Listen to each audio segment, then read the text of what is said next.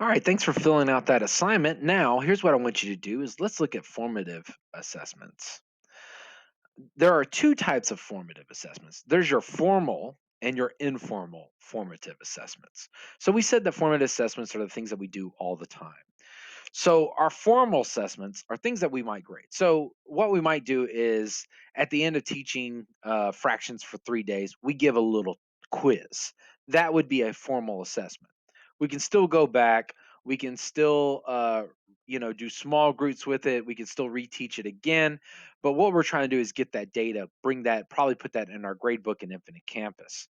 So like things like a quiz or a multiple choice test that we do every Friday. All those things are formal assessments. Those are things that I grade. Maybe a writing sample that would be a formal assessment. And informal things that I don't grade. And so we get this kind of information all the time. We might ask a student a question, or we might go around and listen to kids think, or kids might fill out a graphic organizer. And so we see how they're organizing their thoughts, or we might have them type something up on a Google Doc or get pictures to show how they're thinking or feeling. We might have them do a group presentation real quick, and there's no real grade to it. It's just that we're seeing, did they understand the information? All those things are informal. And so anything that I grade is a formal, formative assessment. And then anything I do not grade essentially is informal. And so we want to understand that formal is the ones that we put in the grade book and they give us kind of that data crunch. But informal is very important. And we are doing informal almost all the time. And that's important because we need to know, are we moving toward what we call our learning target? Okay, so why do we assess? We assess because we've got to think about the assessment. If we don't begin with the assessment in mind, then guess what? It does not matter because our kids are going to do bad at that assessment. If I know that I want you guys to be a meteorologist at the end of my science class, then I'm teaching you the weather needed so that you can give a meteorology report. And so in my mind, if my learning target is you will be a meteorologist, you will read a weather map, then I know that everything I'm doing is directing you towards that goal. So therefore, I'm not giving you things that have nothing to do. I'm not giving you earth science stuff about mountains or about lakes. That has nothing to do with you being a meteorologist. Everything I'm doing has everything that I'm giving you is an assignment about predicting weather.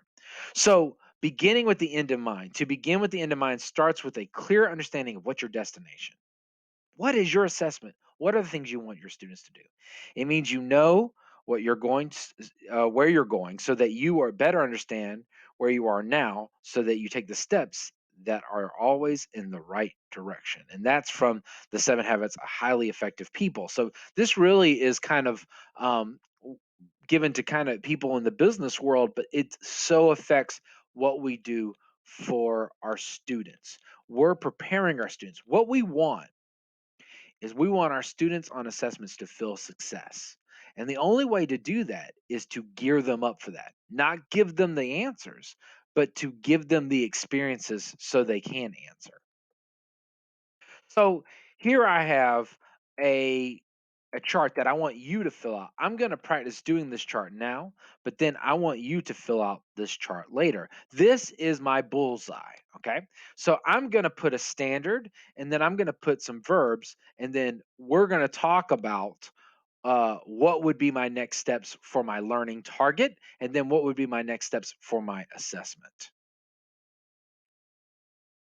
Here we have, I've added a standard, a fifth grade science standard into my target. So at the beginning of my target, I just start with the standard. So my standard says I'm going to obtain, evaluate information about magnetism and its relationship to electricity.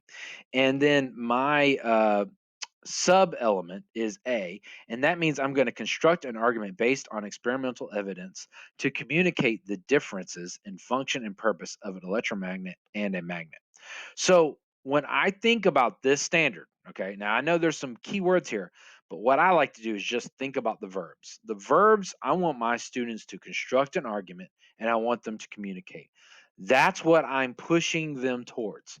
So when I know that we've got all these other great tier 3 words, electromagnet, electromagnet and magnetism and electricity. But the truth is, I know the number one thing I want is I want my students to construct an argument and to communicate. And that's going to be important. That brings us to the next slide here, which is the learning target. So now I'm going to write a learning target in which that is where I want my students to end. So I started on the outside with the standard, and then I'm looking at the bullseye, which is the learning target. So now I have a learning target. And so my target is the students will explain how to create a magnet using electricity. That's what I want them to do. They will also justify their position by giving evidence of what they have experienced in their experiment. So not only are they going to give me an explanation, but they're also going to tell me what they saw when they did the experiment. And so now I know exactly what I want my students to do. I don't want my students to, I mean, Kahoots are great, or if some of y'all do multiple choice, that's awesome.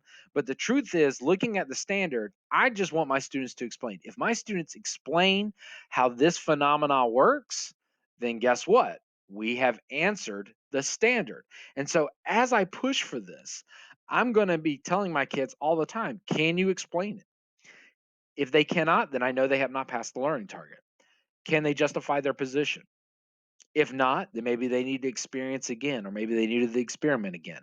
This helps me as a teacher to constantly question them so that they're pushing them toward whatever learning target I have. And here is the part right before I get to learning target is really what do I want my students to do? So, what am I wanting them to do? So, I know they're going to do an experiment with magnets and electricity. I know they're going to come up with explanations, and I know they're going to justify those explanations. Now, here's the thing, this is the creative side. What does that look like? It could be through a graphic organizer. It could be that they talk with a group, and as a group, they come up with this themselves. I could have them do it on chart paper. I could have them write it in a science lab report. I could have them talk it into a Flipgrid or make a video about it.